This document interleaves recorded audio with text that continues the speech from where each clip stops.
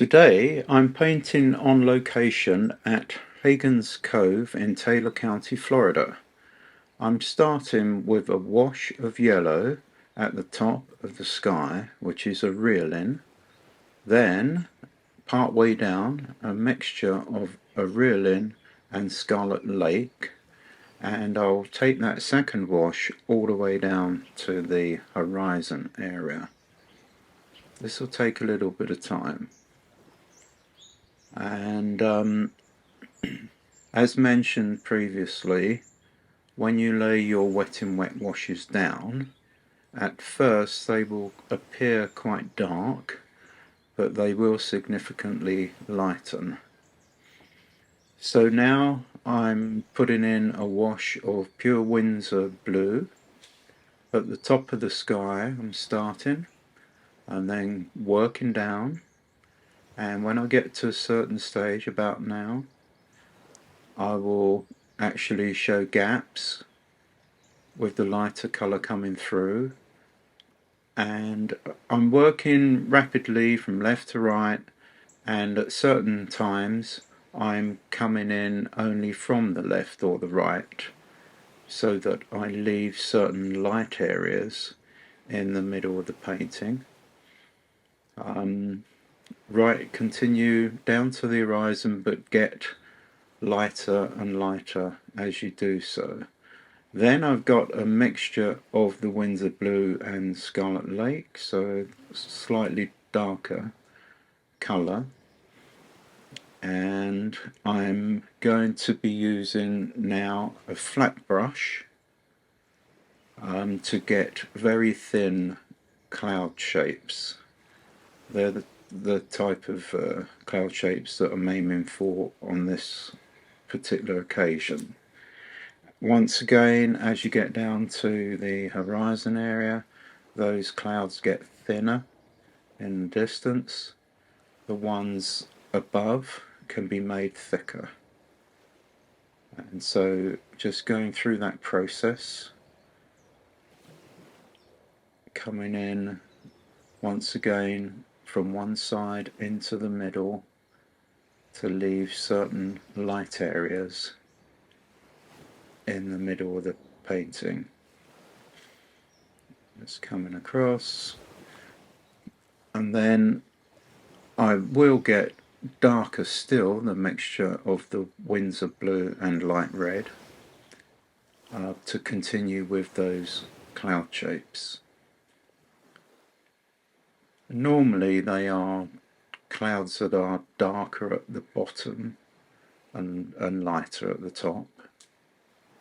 Now I'm putting in the ocean wash, once again a reelin, coming down, then mixing in with the reelin and Scarlet Lake mixture, coming down to what will be the bank area, which will be grass, which you'll see later takes quite a bit of painting, and I'll explain that as we get there. So continue with that, using a round brush at the moment for this, up to the horizon area and down to the bank.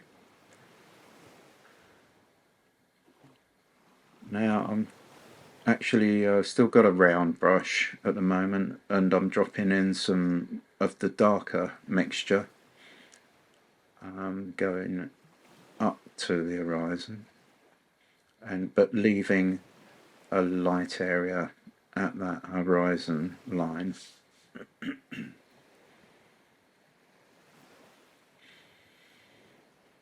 So you will see that as I progress with the painting, that the colours will get lighter and lighter as this dries. Now, painting outside, I'm not using a hairdryer to help speed the process. There I am now laying in some darker areas in the water where the clouds are reflecting upon the water, those darker clouds. And once again, the area in the middle is lighter. Now I'm laying in some of the sandy area where the beach is, and that sandy area at first is a mixture of the Aurelian and the light red, and you can add other colours like yellow ochre is good for sand and so forth. You could choose to do this with different colours, but I'm just describing what I'm using. So that is an underpainting of that sandy area. That will lighten, but that's coming on. And then once we've completed that, a few little dark bits going in, but still as an underpainting, all that will fuse in together. Looking dark, but it will fuse in and be lighter. There will ultimately be an even darker broken wash on that sand.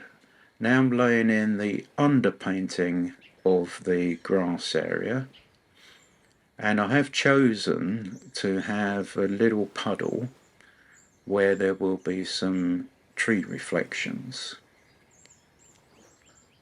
All of that will appear in the second video, which we will be notifying you of later. So I'm continuing with the grass, and now I'm getting a little bit darker. Now I've got a mixture of Aurelian and sap green, permanent sap green you could use, or just sap green. Wetting wet again, washing into that underpainting of Aurelian. There to the left there are some clumps of grass that are growing a little bit taller. That's why I put those in. And I'm being careful to leave the basic paper untouched where the little puddle is going to be. Now I will say in advance, because it will take a while to get there, that when I lay in the puddle area, which will be the same colour washes as the sky, there will be a little bit of creep back into the green that I've painted, because at the time I start the puddle, the green areas will still be wet, so there'll be some creep back. But on this occasion I don't need to worry. I would normally very much avoid it, and you would be wise to as well. But I'll show you, because it's a good lesson, how we can dispense of that when we get there. But it helps on this occasion for this scene, because the grass is going to be covering a lot of that area where there was any creep back. So laying in darker and darker under washes of the grass area where the bank is. Here comes the little puddle. So very, very light blue to start with, as you can see.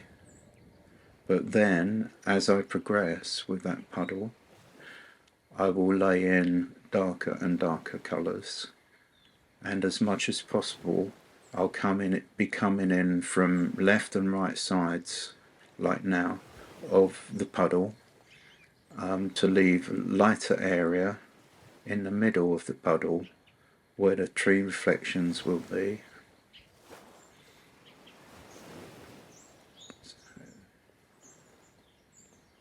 Just continuing with that, just carefully pressing on, and soon you'll start to see the creep back that I mentioned into the green areas.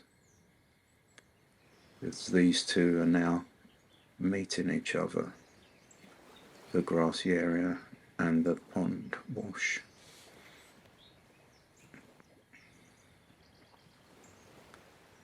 So now I should be getting a little bit darker, just mixing up the paints for that. Same colours as before with the sky, the Windsor blue and the Scarlet Lake, and coming in from either side. And don't forget, if you wish, you always have tissue to hand. You can see I've got some tissue there next to the painting board, and I can dab the brush every now and then if I feel I've got too much pigment on there and a little bit too much, I can weaken it. Now I'm just lifting that creep back on the grass area from the pond that was painted. But that's dry enough now, and I'm laying in the grass above the underpainting of the grass. Now I've gone to the flat brush for this part of the painting, so I can get those upward strokes of a grassy area. The grass on this occasion isn't quite as long as this, but I've chosen to make it like this, bit of artistic license to make a more interesting painting.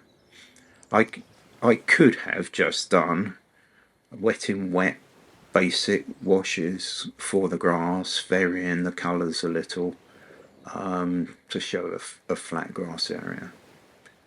But I think you'll find that it makes a much more interesting final outcome for this painting when you see the overall effect of the finished painting.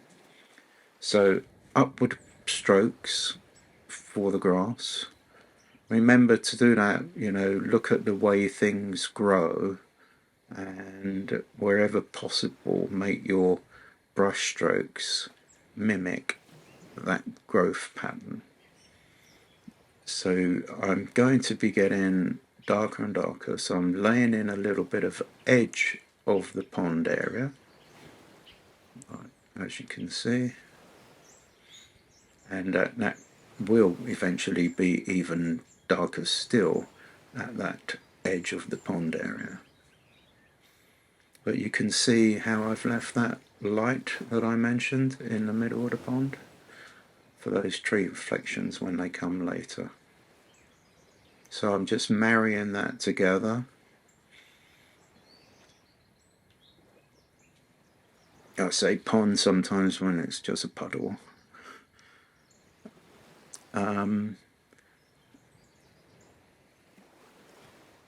Now just upward strokes all the time for the grass, getting darker and darker.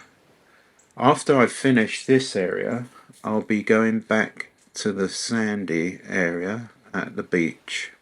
As you can see, we're a little bit sheltered there behind that observation area because the wind, believe it or not, was really bright, blowing strong, and the sun was bursting through every now and then. So not ideal conditions, but I think we're going to be successful. So now I'm mixing up some even darker for the grass, overlaying what I've painted before. Same colour mixes, but you could choose others. You could choose to experiment, do the same painting, but experiment with 3 different main colours and see what effect that has for the painting. So, there we go, still the flat brush, and I think the grasses area is building up quite nicely. It has variation within it, lights and darks, sun catching certain areas. We'll soon be finished the first stage of this painting for this tutorial, and we'll be mentioning to please like and subscribe so that you can see the next tutorial. I'm laying in some of the top wash for the sandy area on the beach.